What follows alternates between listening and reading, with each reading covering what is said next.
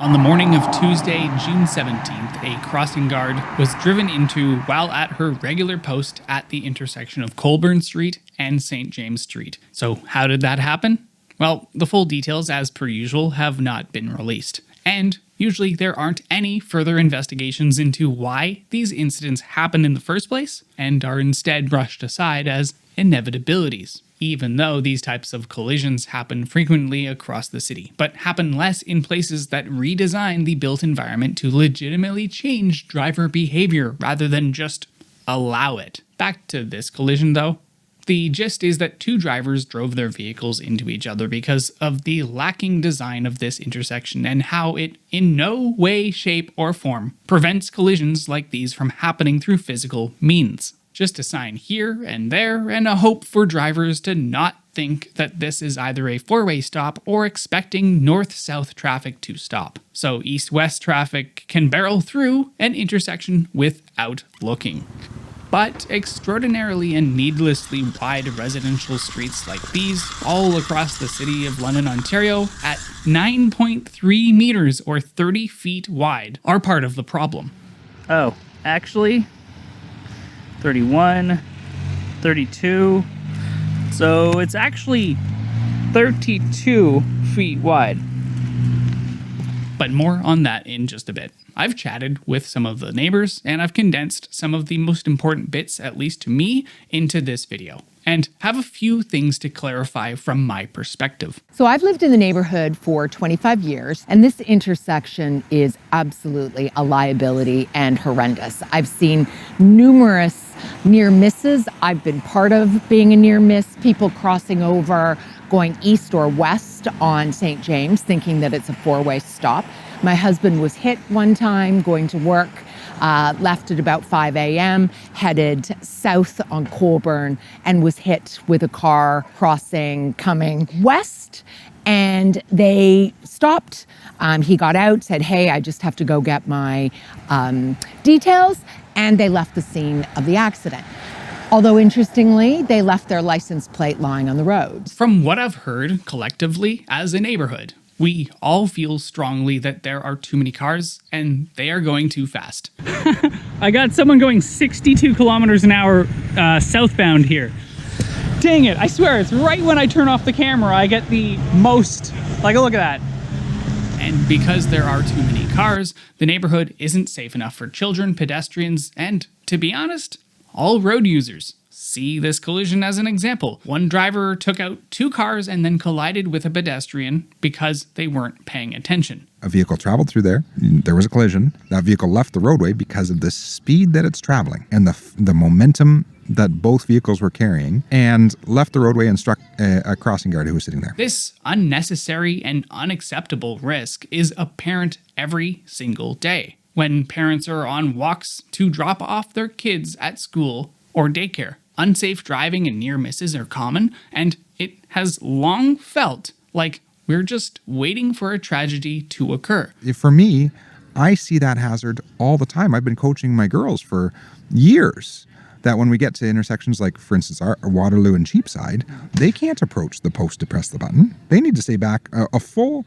house's lawn worth, right? So we stop at the last driveway before that intersection, because that's where I perceive that the momentum will lower the likelihood of a vehicle getting to that spot. Yeah. If they're any closer, they are liable to get hit if there's ever a collision at that intersection. And then there was, a day or two after that crossing guard was struck, there was a vehicle hit at that intersection, and one of the vehicles left the roadway and hit the post that was about halfway back from where I have my girls stand when we're at the intersection, because that hazard is just so great by virtue of the way we choose to optimize traffic flow. This isn't just one outlying intersection here and another there or something like that.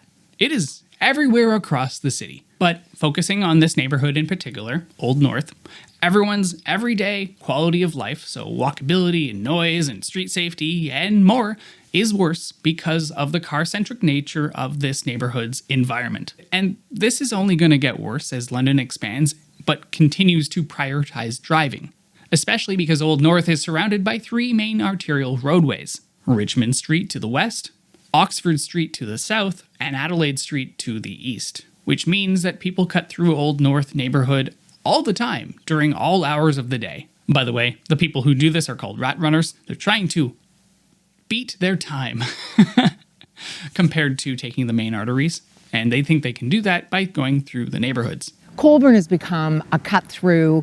It literally, people speed down this road, even going north and south, and they use it coming from Richmond. They come across St. James, Grosvenor.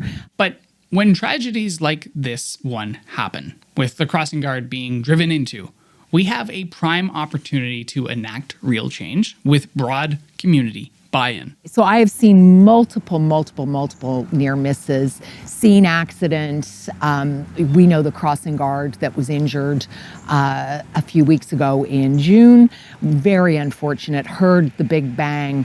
And hopefully, sadly, a situation like that may prompt action because something needs to be done. Piecemeal block by block petitions for traffic calming are clearly insufficient and kind of always have been to solve problems like these. Proof of this is in the fact that on a daily basis, drivers are consistently and constantly driving into massive stationary buildings throughout London. If they're driving into buildings and flipping vehicles on a routine basis, like they are, then vulnerable road users simply aren't safe at all.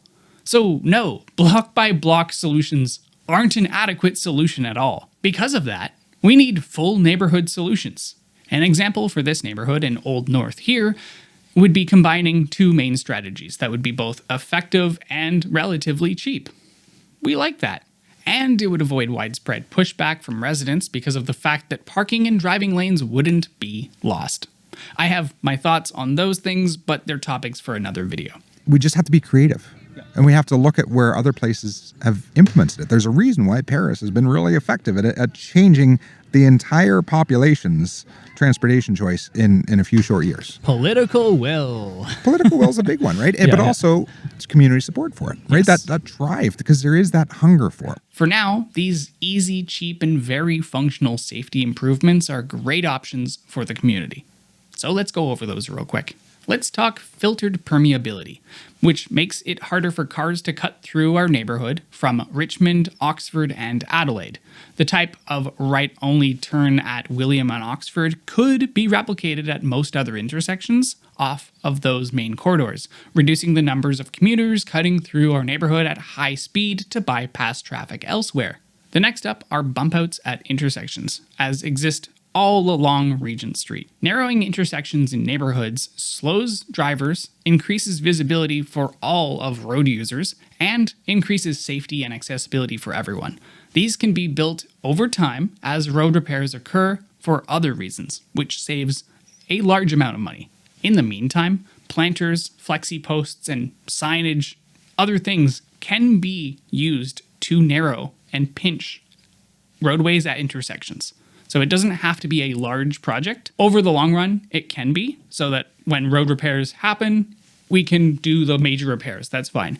But right now, there are solutions that can be implemented by the end of this week after you hear this. All it takes is some political will and some pushback from the neighbors. Solutions like these were presented by Dan Cameron at the last town hall about 1 year ago here in Old North.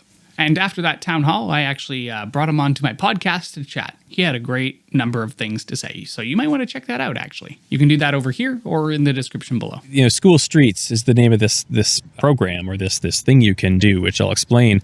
But it's an example, and there are others that I talked about at the ward meeting, and others of relatively inexpensive engineered changes, change the design of infrastructure and roads and ways we get around so that we make it safer through changing people's behavior implicitly, rather than saying, okay, we're going to make a new law and now we require some enforcement of it that's never going to happen. The brief response from Doug McRae, who is the Director of Transportation and Mobility at the City of London, was pretty positive about the likelihood of the cost and feasibility of this approach being pretty low. And the audience was also pretty enthusiastic when Dan spoke about it. Now, the solutions that I just went over are great and cheap, but for more major hotspots of collisions and intersections like those of St. James and Colborne Street, solutions like raised intersections are even better. It's actually interesting because these raised intersections aren't even a foreign concept for this neighborhood here in Old North. If you want very effective changes, just check out this intersection that is just 2 blocks away at Cheapside and Maitland. See how drivers have no choice but to slow down? Flashing PXO lights, so pedestrian crossover lights, and even full traffic light installations don't prevent drivers from flying through red lights. But drivers often remember massive humps in the road that would mechanically damage their vehicle if they were traveling too fast. See where I'm going with this? Is it selfish? Well, it kind of sounds selfish of drivers to not pay attention while driving heavy machinery that can injure themselves, but also, more importantly, everyone else outside of their car. But that's why we have to design our roads to prevent reckless and often distracted driving in the first place. Especially because vehicles are becoming so much larger and the blind spots in front of hoods are even worse. And then because the vehicles are larger and taller, when they do impact a human being, the damage is a lot more severe and often fatal. So we need to make it harder to speed, and we need to make it harder to blow through stop signs and through red lights, and make sure that it's hard to break the rules of the road. So how do we make this happen? How do we make a difference? Well, at the time that Dan suggested those full neighborhood solutions at the town hall last year, Sam Trusso, your councillor of the ward, encouraged Dan and others to organize themselves and push for change from a grassroots side of things. That's often hard, I understand that, because of everyone's busy lives, but a neighborhood-wide project like this could benefit from leadership from their elected councillor. So there's that.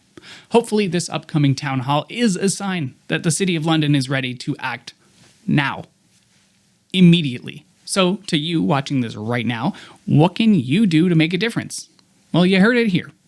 Start from a grassroots side of things. And that isn't as hard as you might think it is, because there are already groups out there trying to make the city a safer place. Organizations like London Cycle Link and Strong Towns and community and neighborhood associations all around London are pushing to make London's streets and communities safer, stronger, and more efficient. Although, just a note, widening roads is not what's needed. So please avoid that. That just makes all traffic worse, everything noisier, more pollution.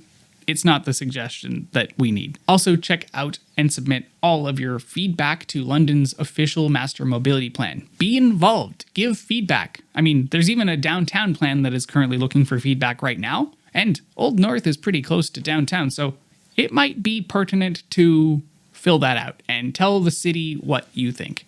Again, be involved in your city. So check out those groups, chat with your neighbors, rally together towards more action. Really focus on the action-oriented side of things. Write, call, or chat with your elected councillors, no matter where you are in London or the world, depending on where you live. Oh, and I'll leave you with a great little tidbit from the podcast that Dan and I did last year when we specifically talked about making school streets safer, or safer school streets. And don't forget to subscribe and like the video, and let me know what you think in the comments below. And one of the things that really stood out to me, one of those. They both work. At the ward meeting is you were talking about how you were trying to get safe streets to close off have a safe street that's closed off to vehicular traffic. Right. During drop-off and pickup times. So the school streets thing that you mentioned, this is where you just simply close down the road in front of a school where the drop-offs and pickups take place to cars. You don't let cars come into that area for those periods. So it could be just 20 minutes at a time in the morning and in the afternoon when kids are coming to and from school. You encourage people to have their children walk or roll themselves to school or ride themselves to school or walk with their kids. Or if you need to be driving them, then dropping them off just a block away and they can walk from there. It makes for less mixing of child pedestrians and cars in the exact same physical location, crossing roads together, and it gets very chaotic. Almost every school has this situation in North America of way too many cars at drop off. People are in a rush, kids are getting out, there's chaos. It takes way too long when you're driving as well. And at least in some neighborhoods, but I think globally, we can make this the case that you just encourage people to not drive their kids to school, and if they do, it's still safer by implementing school streets. We tried to do this. We had a whole pilot program set up to try it at Old North School last year. Allison Miller through the city was just dedicated to this, and she really worked it through the system there, which was no small feat. She had to talk to the legal department and transportation department, get everyone on board. We talked to the city councilor multiple times, to the principal. We had a whole system, a whole team of parent volunteers ready to come, be there physically in the mornings and afternoons with the barriers and to set them up. Unfortunately, it was killed at the 11th hour. I think there were some people who were opposed to it who made their voices known, and the school board and the city, I think, were fearful of a Legal action? maybe legal action. I don't know. At least even animosity and fighting and some feeling of like a political battle in the schools. They wanted to avoid that, which is well intentioned, but frustrating to not affect change when it was a very small thing. We were going to do a 3-week period where you have to stop just over there to drop your kid off rather than right in front of the school. That was the scope? And that's too much. 3 weeks. That was the pilot project? It was a 3-week pilot project. It was going to be, the HEAL lab at Western, who are like just world-class researchers of urban design and of active transportation rates and this exact kind of thing. They had already done some kind of pre-measurements of what's the air quality, what are the rates of active transportation and car use and all these things. They were going to do a pre-post study on it. It was all set up, and I hope to revive it. And I know a number of parents, there was a whole group of us that were pushing for this. So we'll try to get it going again.